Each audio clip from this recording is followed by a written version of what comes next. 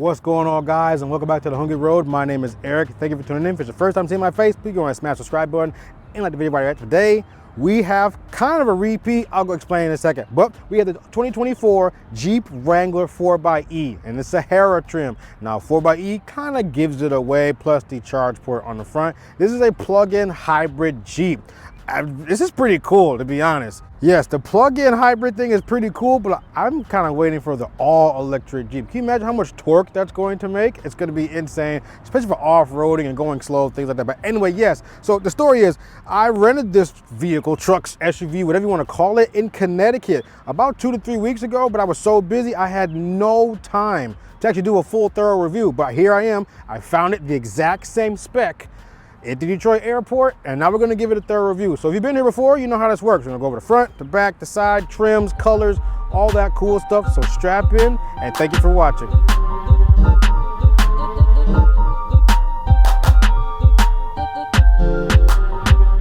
So the 4xe thing is kind of a new thing that Jeep is doing, and you offer 3 models right now with the same configuration. They have the Wagoneer S 4xe, the Wrangler 4xe as you see in front of us, and the Grand Cherokee 4xe. I've actually rented the Grand Cherokee 4xe before with a very similar powertrain to this one. They're both powered by a 2-liter inline turbo 4-cylinder engine, makes about 270 horsepower, 295 foot-pounds of torque. And then when you tie in the electric motor, now you get 370 horsepower, 470 foot-pounds of torque. These are pretty amazing numbers for a 2-liter 4-cylinder engine. I'm really impressed, but obviously this is a Jeep.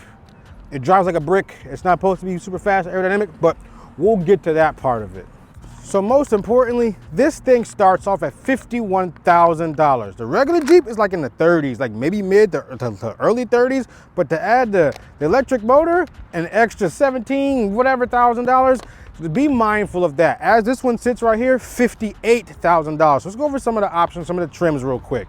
So you have 6 trims that start at the Sport S. That's your base model. You get like 20-inch wheels, a soft top. I mean, just the bare minimum stuff. But then you can step up to the Willys. I don't really know what makes Willys. Maybe some LED lights, like a decal. I'm not a real big Jeep guy. It is what it is, it's fine. Sahara, as we have right here. So you have the option of getting the hard top. The first 2, the Willys and the Sport S, you can only get soft tops, but you have an option to go hard top like we did here, which I think looks a lot better. But there's also a sunroof option. I should probably discuss it right now. We'll wait a little bit further for that. Next, we have the Rubicon, one of the well-known trims, like an off-roady sort of version. This is Rubicon X, I guess a better version of it. Like I said, it's hard on the configurator to tell what's different, like little things that don't really make that much of a difference to me, but that's it. I'm not a Jeep guy. Probably the second time I said it. And lastly, we have the high altitude, my style. So a little while ago, I reviewed a Jeep Gladiator in a hydro blue. That was the high altitude, had 20-inch wheels, just like these right here. And this was like kind of the mall crawler. It was kind of like the luxury version. It's got leather seats and side steps and premium sound system. My kind of Jeep. So yes, you can get this car in the very same configuration. High altitude, leather seats, all that good stuff. So you are currently looking at the only free color that is offered on the 4xe. It is white clear coat. Every single paint has the word clear coat at the end of it for some reason. So I'm just gonna drop off the clear coat. Just know the paint has the word clear coat at the end of it. So every other color is gonna be $495, starting with black. Solid. It might look really good with these accents. We'll discuss those in a second. Then there's granite crystal metallic. It's kind of like a deep gray, very, very cool looking color, like a deep night skyish, graphite sort of thing. Granite, whatever. Next we have anvil. That is like a bluish gray, a really, really cool color I haven't seen on many other cars. Then next up we have silver zenith. Silver is boring, probably the same color as my Ford Taurus. Silver, it's fine. It's just like a liquid into the paint, Ferrari level silver. Don't worry about it. Next we have Earl. Who's Earl? Why he get a color named after him? But that is like a light teal. Beautiful. Earl is beautiful. Then we have the Hydro Blue Pearl, which I mentioned before on my Gladiator review. Same colors available here. And lastly, we have Firecracker Red. Very gorgeous, very bright color. And yeah, all these are gonna be an extra $595. So I said $495 earlier, $595. But if I had to choose one, I think I would stick with the white, maybe the granite gray, or the black because of the accents. I'm gonna explain now. So as you look around the Jeep, you're gonna see this light blue accent. That is standard. You cannot change it unless you paint the things yourself. So let's start where they're at. Up front here, you kind of have your winch hooks. They're gonna be in this light blue. It's a beautiful blue, don't get me wrong, but it doesn't really go with every color. Say red or silver. That's why I'm saying white, black, or that dark gray, or even Earl. Nah, I can't do Earl.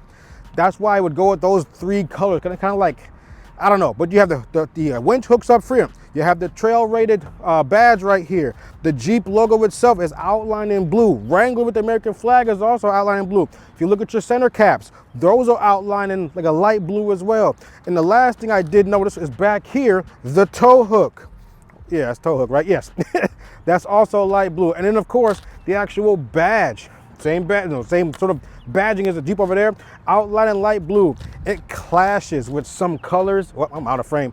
It clashes with some colors, and I just don't like that. I kind of wish it was an option, but I actually like that it's not, because it kind of forces you one way or another with the colors. So again, the white looks amazing with the black accent, the light blue accent, the tail light accent. It just works really well.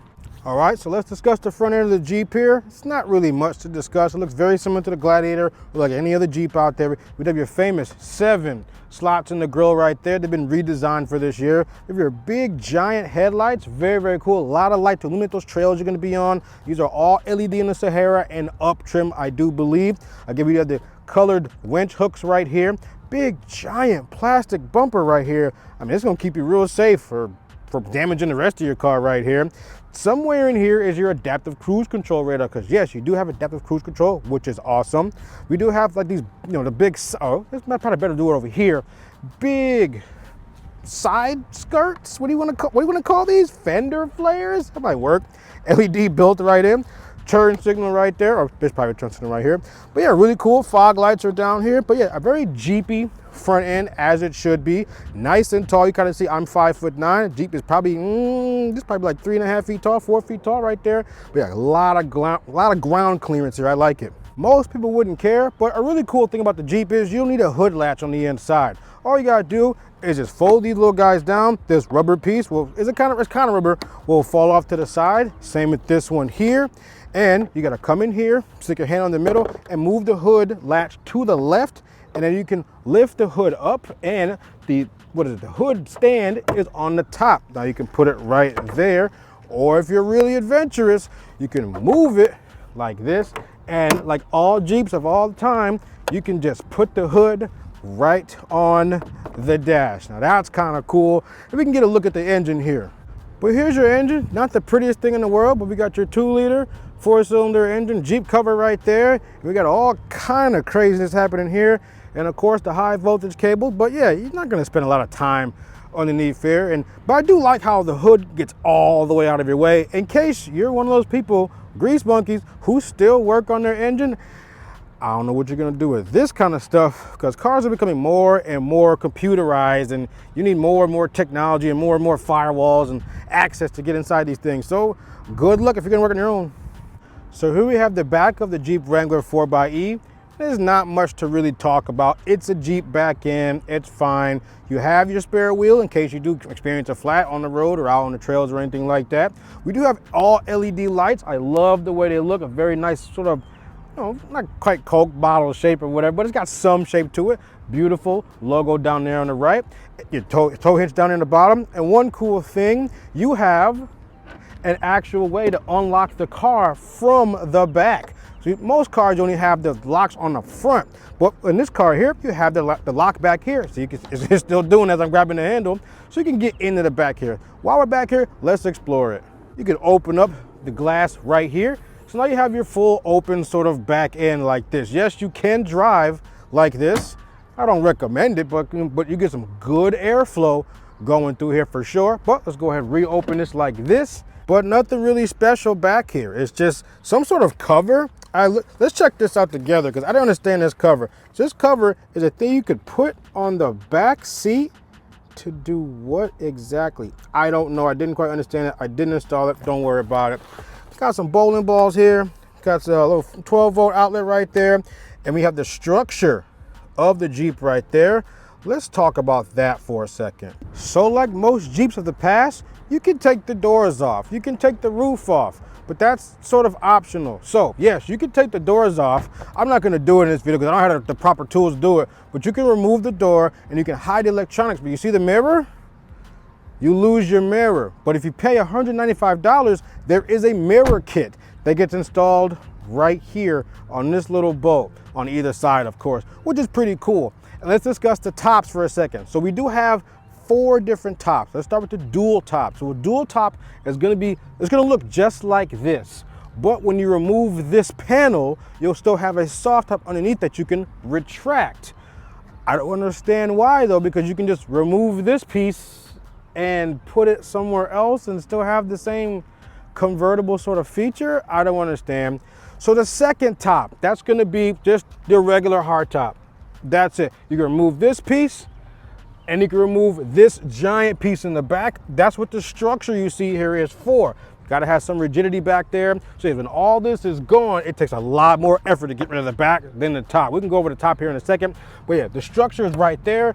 It looks really cool when you have all the doors off and you have the roof off. It looks sick. The third top is going to be the Sunset, Sunseeker, Sun something top. But it's going to look like this, a hard top, but you'll have a panoramic sunroof of sorts. So you'll have like a soft top that'll retreat all the way back to about here. And you kind of see it, you see it sometimes on Jeeps where like the bars like bunched up way back here, but you'll have all this open, but still have that hard top look. I really like that one.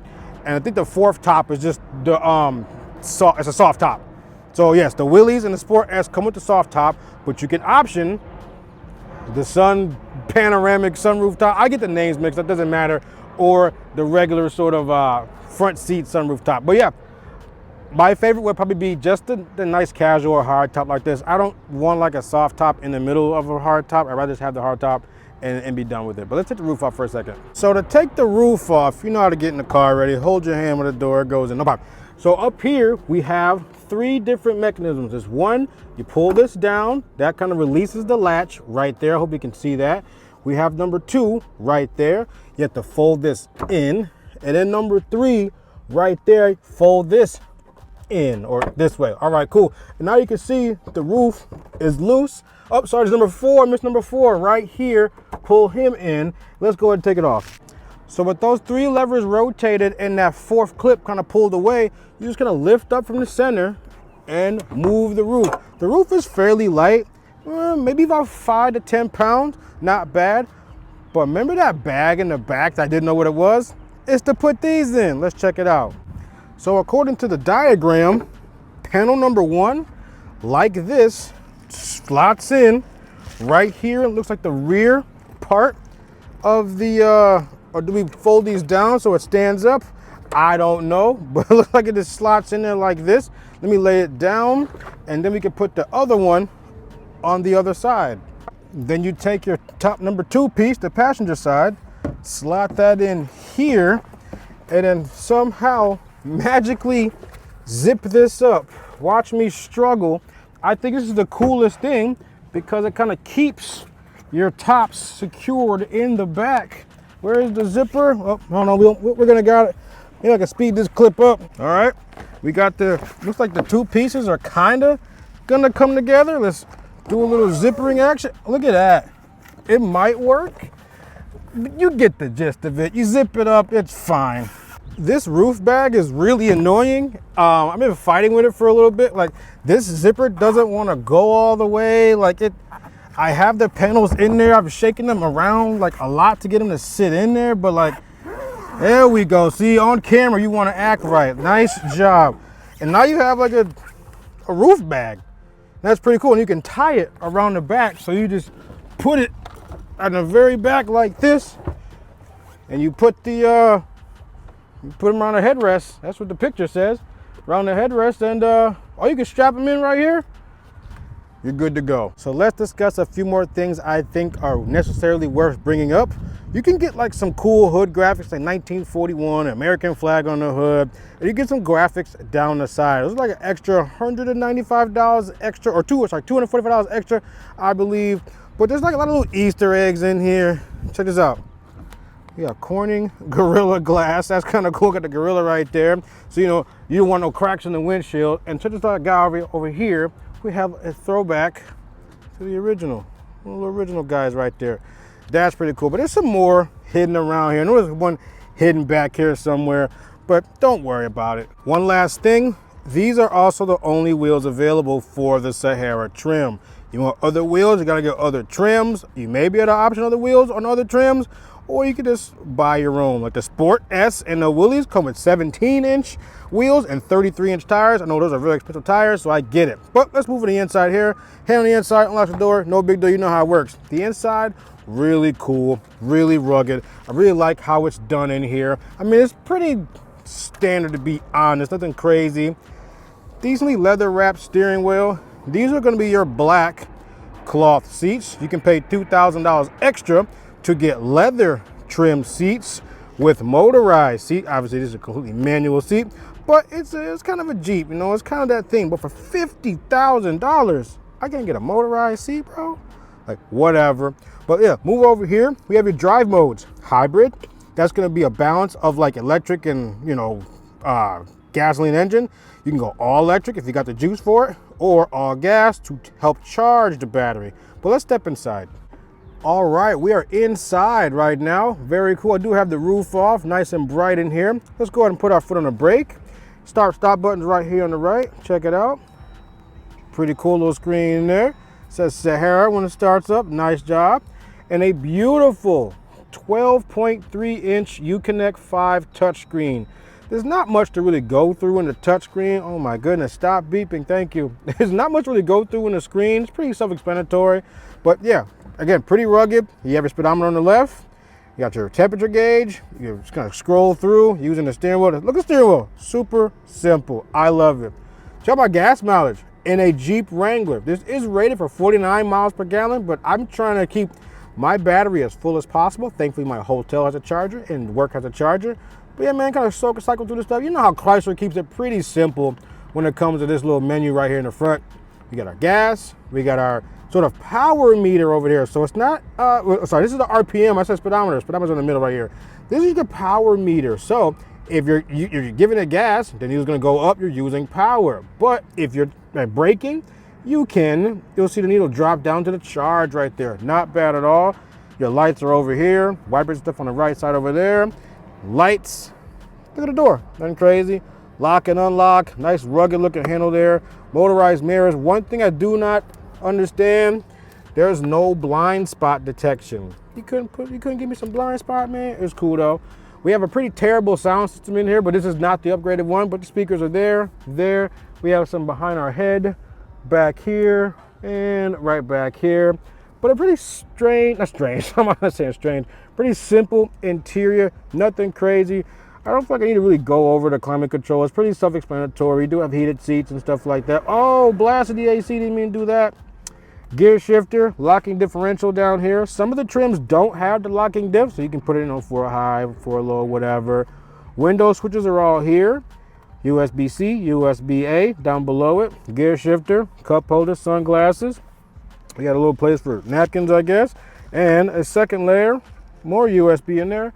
But nothing crazy here in the front end, but I like it. I love how he sit high up on the road. My mom was riding with us last night. She was like, oh my God, you sit so high. Yeah, Mom, it's a Jeep. And it's a big car.